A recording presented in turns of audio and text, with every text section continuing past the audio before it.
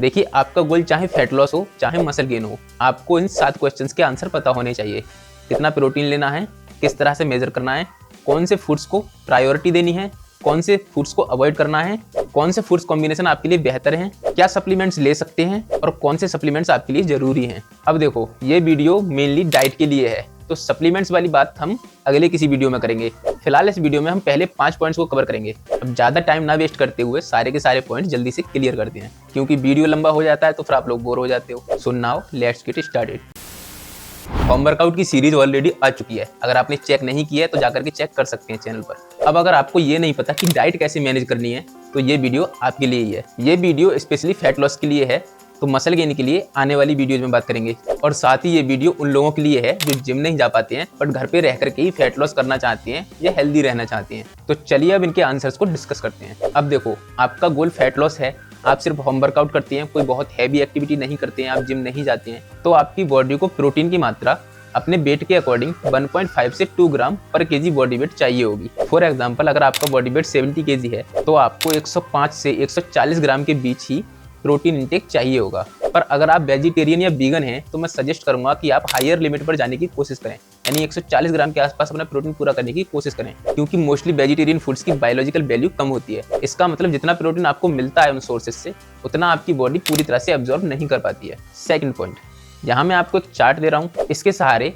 आपको जो commonly use होने वाले फूड्स हैं उनके मैक्रोज पता चल जाएंगे। आपको पता चल जाएगा कि किस फूड में कितना प्रोटीन है, कितना कार्बोहाइड्रेट्स हैं, तो उसकी हेल्प से भी आप मेजर कर सकते हैं। इसके अलावा आप इन दोनों में से कोई सा भी ऐप डाउनलोड कर सकते हैं जिसमें आप पूरे दिन के सारे फूड्स को ट्रैक कर सकते हैं और आपको पता चल सकता है कि कौन से फूड में कितना प्रोटीन, कितना कार्बोहाइड्रेट और कितने फैट्स मिलने वाले हैं, इवन फाइबर भी। तो आप इन दोनों में से कोई सा भी तरीका यूज कर सकते हैं। नंबर 3, देखिए, आप कोई हैवी लिफ्टर नहीं है, आप एक नॉर्मल रेगुलर पर्सन हैं जो घर पे रह करके ही अपने आप को हेल्दी रखना चाहते हैं, तो आपके लिए होल ग्रेन फूड्स, अपने घर पर मिलने वाले फूड्स काफ़ी हैं।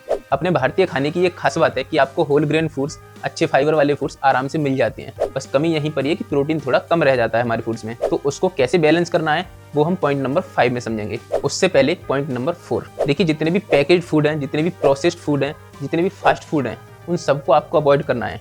For example, momos, pizza, burger वगैरह, आपके पैकेज फूड जितने भी आते हैं बंद डिब्बों में, बिस्किट्स, नमकीन वगैरह, इन सब चीज़ों को आपको अवॉइड करना पड़ेगा, क्योंकि इनमें आपको भर भर के ट्रांस फैट्स मिलते हैं, प्रोसेस्ड शुगर मिलती है, जो आपको लॉन्ग रन में बहुत ज़्यादा नुकसान देने वाले हैं। फिलहाल तो आपका वेट गेन करते ही हैं, साथ ही इन फूड्स में आपको बहुत से कार्सिनोजेंस भी मिलते हैं जो लॉन्ग रन में आपके लिए कैंसर और डायबिटीज जैसी बीमारियों के भी कारण बन सकते हैं, तो इनको प्लीज अवॉइड करें। और हाँ, एल्कोहल को भी अवॉइड करें। नंबर 5, देखिए, हमारे फूड्स में हमको कार्बोहाइड्रेट, फाइबर ये तो मिल जाती हैं, इवन डेयरी प्रोडक्ट्स अगर आप कंज्यूम करते हैं तो आपको फैट्स भी ठीक ठाक मात्रा में मिल जाते हैं, बट प्रोटीन इंटेक हमारा हमेशा कम ही रह जाता है। उस प्रोटीन को ही पूरा करना है, जिसके लिए आपको जो कॉम्बिनेशन बनानी है कुछ इस तरह से करनी है, कोई ना कोई फूड सोर्स आपके हर एक मील में इस तरह से रहना चाहिए जिसमें प्रोटीन आपको ज्यादा मिले। फॉर एग्जाम्पल, आप चावल खाने वाले हैं, उसके साथ में कोई ऐसी सब्जी चूज कीजिए जिसमें आपको प्रोटीन ज़्यादा मिल जाए, जैसे कि दालें होती हैं, राजमा हैं, सोया चंक्स हैं, या फिर मटर पनीर। इस तरह के फूड सोर्सेज को आप जब कंबाइन करते हैं तो आपके लिए प्रोटीन भी अच्छी खासी मात्रा में मिल जाता है और कार्बोहाइड्रेट्स भी। अगर आप ऐसा नहीं कर सकते हैं तो आप रॉ पनीर को या फिर सोया चंक्स को अलग से कुक करके उसको ऐड कर सकते हैं, या फिर आप 150 से 200 ग्राम दही को भी ऐड कर सकते हैं, जिसमें आपकी प्रोटीन की मात्रा थोड़ी सी बढ़ जाएगी। फिर इसके बाद में अगर हो सकता है आपका कोई मील ऐसा रह जाता है जिसमें आपकी प्रोटीन कम रह गई है, तो आप नेक्स्ट मील में प्रोटीन को ज़्यादा बढ़ा सकते हैं, कार्बोहाइड्रेट को थोड़ा कम कर सकते हैं। आपका दिन भर का जो प्रोटीन इंटेक है वो कंप्लीट होना चाहिए। फिर चाहे आप एक मील में ज़्यादा प्रोटीन करके करें या फिर 2-3 मील में सेपरेट करके थोड़ा थोड़ा बांट करके तब अपना प्रोटीन इंटेक पूरा करें। पर इन सब के बाद भी अगर आपको लगता है कि आपका प्रोटीन इंटेक पूरा नहीं हो पा रहा है, क्योंकि एज ए वेजिटेरियन हमारे लिए ऐसे फूड सोर्सेज बहुत कम हैं जहाँ पर हमारे लिए प्रोटीन बहुत ज़्यादा मिल जाए और चीज़ें बहुत कम मिलें। मोस्टली प्रोटीन सोर्सेज में कार्बोहाइड्रेट्स या फिर फैट्स साथ में मिलते हैं, तो अगर आप फिर भी पूरा नहीं कर पा रहे हैं तो आप बे प्रोटीन ऐड कर सकते हैं। कुछ लोगों का क्वेश्चन ये होता है कि हम तो जिम नहीं जा रहे हैं, तो क्या हम ऐसे में बे प्रोटीन ऐड कर सकते हैं? तो हाँ, आप बे प्रोटीन ऐड कर सकते हैं, इससे कोई साइड इफेक्ट नहीं होती,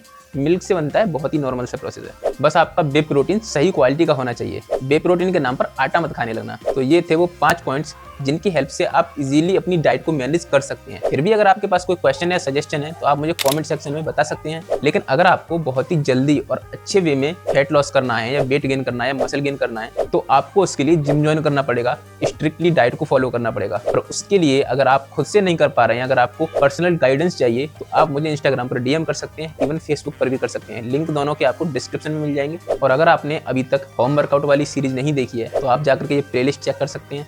और अगर फैट लॉस के बारे में और ज़्यादा डिटेल में टिप्स चाहिए तो आप ये वाला वीडियो चेकआउट कर सकते हैं। मैं मिलता हूँ आपसे अगले वीडियो में। जय हिंद।